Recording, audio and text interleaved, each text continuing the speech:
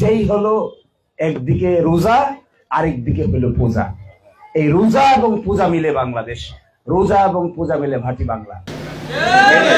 পূজা মণ্ডপে যায় বলবেন আমার নবী মুহাম্মদ, আরেক নবীর নাম মুসা, আরেক নবীর নাম ঈসা, আরেক নবীর নাম ইয়াকুব। আমার ঘরে যখন সন্তান হবে তখন আমি তার নাম রাখবো মুহাম্মদ, মুসা, ঈসা, ইব্রাহিম। আর আপনাদের ঘরে যখন সন্তান হবে আপনারা রাখবেন কৃষ্ণ, আপনারা রাখবেন কৃষ্ণ। তা আপনারা যখন কৃষ্ণ রাখবেন, আপনাদের কৃষ্ণ আর আমাদের মুহাম্মদ, মুসা, ঈসা, আইয়ুব একই। যারা নাউজুবিল্লাহ না কইছে আর হেই দলিল লোক, এটা কোনো মুসলমানের কথা হতে পারে? আরো জোরে বলেন। পূজা মণ্ডপে যাইয়া তাদের সঙ্গে খাতির লাগাইবার জন্য, কারণ জীবনভর তো বুট দিছে আওয়ামী লীগের নৌকা মার খায়, এখন যেন বুটটা তাদের মার খাই পায়, এই জন্য খাতির লাগাইবার জন্য বলছে কোনো সমস্যা নাই, পূজার রোজা, পূজার রোজা। কথা বলছেন কি সুন্দর। আবার সেখানে যায় গীতাও পাঠ করছে, পাঠ করার পর আবার বক্তব্য দিছে ইসলাম কোন ধর্মের নাম না। নাউজুবিল্লাহ জোরে কোন। আজকে যারা মনোগ্রাম থেকে আকিমউদ্দিনকে পাল্টায় দেয়, আল্লাহর নাম যারা বিসর্জন দেয়, যাদের 3.5 হাত বুড়িতে ইসলাম নাই, তাদের দ্বারা মদিনার ইসলাম কায়েম হবে না, বিলাতি ইসলাম কায়েম হবে। আমরা বিলাতি ইসলামের পক্ষে না, মডার্ন ইসলামের পক্ষে না, কল্যাণ রাষ্ট্র ইহুদিদের বলি। সুতরাং বাংলাদেশে কল্যাণ রাষ্ট্র কায়েম হবে না, বাংলাদেশে ইসলামিক রাষ্ট্র কায়েম হবে। এই গত 15 বছরে অসংখ্য যুবক যুবতী ভোটার হয়েছে যারা পর্যন্ত ভোট দিতে পারে নাই। গ্রামে গঞ্জে ঘুরে ফিরে দেখেছি কৃষক, শ্রমিক, জেলে, তাঁতি, গ্রামে গঞ্জের সরল মনা মানুষগুলি বুটের জন্য উদ্গ্রীব হয়ে আছে, বুটের জন্য আনন্দিত হয়ে আছে, আগ্রহ ভরে লালন করছে কবে বুট আসবে, তাদের বুটটা তারা প্রয়োগ করবেন, তাদের বুট তারা সর্বপ্রথম দিবেন। সামনে নির্বাচন হবে, নির্বাচন বানচাল হওয়ার মতো এমন কোন কাজ রাজনৈতিক দলগুলি যেন না করে, সেই জন্য আহ্বান জানাই। আমার বন্ধুগণ, আমার বাংলাদেশের মানুষ সহজ সরল, পিয়ার পদ্ধতিতে ভোট করবেন। কাকে বলে সেটা?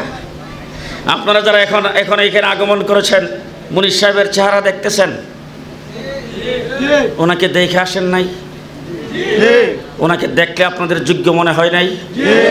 ওনাকে দেখলে আপনাদের মনে হয়েছে কিনা যে উনি এমপি হইলে এই আসনে কাজ করতে পারবেন? তারপরও আমি বলতে চাই, যদি বিশ্বাস না করেন মেহরবানি করে আমার ব্রাহ্মণবাড়িয়া 2 সরাইল আশুগঞ্জে যে একটু দেখে আইসেন, মুফতি ফজলুল হক আমিনী 5 বছরে কি করেছেন। 54 বছরে কোন এমপি তা করতে পারে নাই। আমার নেতা মুফতি আমিনী 5 বছরে যা করেছেন, জান যশোর মুফতি আক্কাস 5 বছরে যা করেছেন, জান সুনামগঞ্জে মৌলানা শাহিনুর পাশা আমাদের এমপি হয়েছিলেন মাত্র 13 মাস। 13 মাস এসে 13 বছরের উন্নয়ন করেছেন। তার কারণটা হলো একটাই মেসেজ আপনাদেরকে দিতে চাই। মুফতি মুনির সাহেব হয়তো আমার সাথে একমত হবেন, উনিও কিন্তু দাঁড়ায় আপনাদের সামনে বলবেন না যে আমার বুটটা দিয়ে দেখেন রাস্তাঘাট স্মরণ দিয়ে বাধাই দিব। উনিও কিন্তু একথা বলবেন না যে আমার বুটটা দিয়ে দেখেন, আমি কিন্তু শেখ হাসিনা বলছিল 5 টাকা কেজি চাল খাওয়াবে, আমি মাত্র 2.5 টাকা। এই কথা কিন্তু উনি বলবেন না, সেই প্রতিশ্রুতি দিবেন না। তবে আমি আপনাদের সামনে একটা প্রতিশ্রুতি দিয়ে যাচ্ছি, মুফতি আমিনী নির্বাচিত হইলে চুরির দরজা বন্ধ হয়ে যাবে। কোন একটা রাস্তার জন্য 5 কোটি টাকা মঞ্জুর হলো, সেখানে মাত্র কাজ হইল 50 লাখ টাকা, 4.5 কোটি গায়েব। এটা মুফতি আমিনীর এলাকায় হবে, মুফতি মুনির সাহেবের এলাকায় হবে না। কথা কি বুঝাইতে বললাম আপনাদেরকে? একটা প্রতিশ্রুতি দিয়ে যাচ্ছি, সেটা হলো একজন এমপির দায়িত্ব যতটুকু হবে, একজন এমপির জন্য বরাদ্দ যতটুকু পাবে, এর চাইতে বেশি কাজ উনি এলাকায় করবেন ইনশাআল্লাহ। শেষ কথা আমার আপনাদের সামনে, আমি জমিয়তুল উলামা ইসলাম বাংলাদেশের সহ সভাপতি হিসাবে আমরা সঠিক সময়ে সঠিক সিদ্ধান্ত নেব। জোট কাদের সাথে করব, কাদের সঙ্গে মিলে কাজ করব, যাদের সঙ্গে মিলে কাজ করব তারা যদি ক্ষমতায় যায়, সরকার গঠন করে, এই দেশে ইসলামের বিরোধিতা করবে? জি, আরে হাসিনাই তো পারে নাই, আওয়ামী লীগই তো পারে নাই, 14 দলই তো পারে নাই। 15 বৎসর পর্যন্ত অনেক জুলুম নির্যাতনের শিকার হয়েছি, কিন্তু বাতিলের সামনে কোনোদিন মাথা নত করি নাই। সুতরাং যাদের সঙ্গে জোট করব, যাদের সঙ্গে নির্বাচন করব, তাদের সঙ্গে নির্বাচন করে আমরা এই দেশে ইসলামকে প্রতিষ্ঠা করতে চাই, ইসলামকে প্রতিষ্ঠা করতে চাই। সুতরাং খুব ভালো করে মনে রাখবেন, আমরা কিন্তু মদিনার ইসলাম চাই। জমিয়তে উলামা ইসলাম বাংলাদেশ এই সংগঠন ব্রিটিশের বিরুদ্ধে আন্দোলন করে এই দেশকে ব্রিটিশ থেকে, ইংরেজ থেকে আজাদ করেছেন। জমিয়তে উলামা ইসলামের বয়স 106 বৎসর। 106 বৎসরের ভিতরে আকাবের আসলাফ উলামায়ে কেরাম এই সংগঠনের নেতৃত্ব দিয়েছেন। একটি মেসেজ আপনাদেরকে দিতে চাই, আজ পর্যন্ত জমিয়ত কোনো ভুল সিদ্ধান্ত গ্রহণ করে নাই। আপনাদেরকে আমি কয়েকটি কথা বলবো। 2001 সালে আমরা 4 দলীয় জোটে অংশগ্রহণ করেছিলাম। বিএনপির সাথে আমরা জোট করেছিলাম।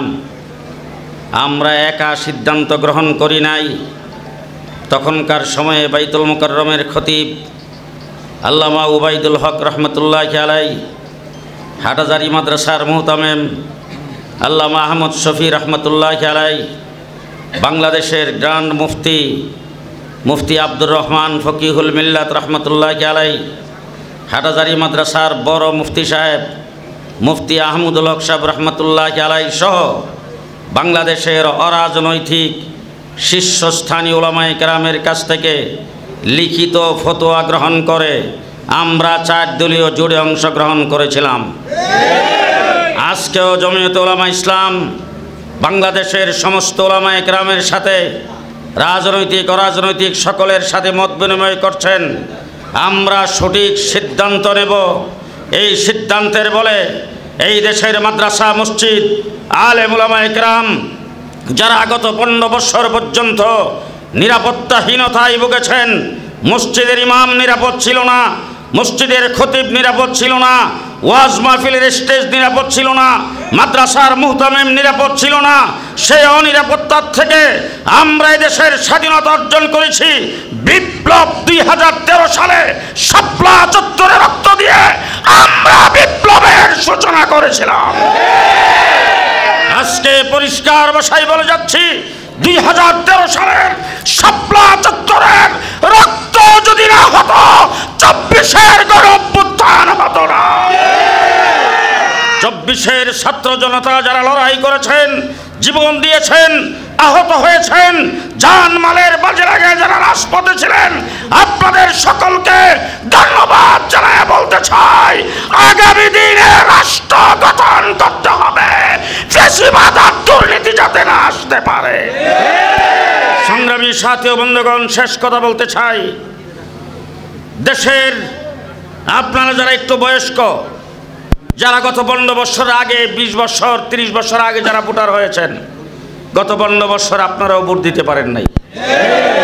আর গত 15 বৎসরে আজকে যেই ছেলেটার বয়স 20 বৎসর, আজকে যেই ছেলেটার বয়স 30 বৎসর 25 বৎসর, গত 15 বৎসরে তারা ভোটার হয় নাই। কি বলেন? নাসরুম মিনাল্লাহ, ফাতহুন করিব, ওয়া বাশশিরিল মুমিনিন। আসসালামু আলাইকুম।